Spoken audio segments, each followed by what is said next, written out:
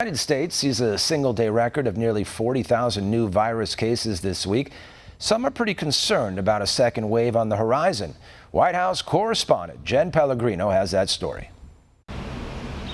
In the first coronavirus task force briefing in nearly 2 months, Vice President Pence lauded the increase in testing, the creation of jobs, and the, quote, remarkable progress that has been made since the pandemic first gripped the nation.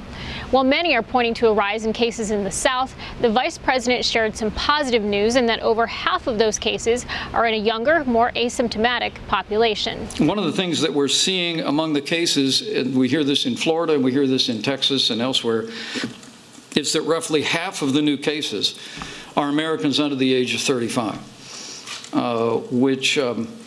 which is at a certain level very encouraging news, as the experts tell us, because as we know so far in this pandemic, that younger Americans are less susceptible to serious outcomes of the coronavirus. As a number of millennials are engaged in nationwide protest and choosing not to follow social distancing guidelines, Dr. Birx urged those under 40 to continue to get tested and be mindful of more susceptible populations. That is going to be important to continue to accelerate testing among the under 40 age group, because that's the age group most likely to have asymptomatic spread and be spreading the virus unbeknownst to them. Asked whether the president's rallies are contributing to the problem, an indication from the vice president that the current rise in cases is not cause for taking any steps back. Freedom of speech and the right to peaceably assemble is enshrined in the Constitution of the United States.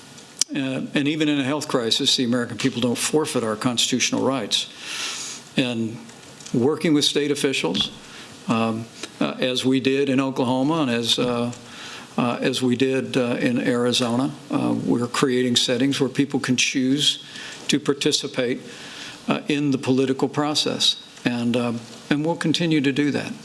Both Vice President Pence and Dr. Anthony Fauci indicated they do not believe any of the cases are due to reopening too soon, particularly in the cases of Arizona, Florida, and Texas, as some are looking at rolling back various reopening measures.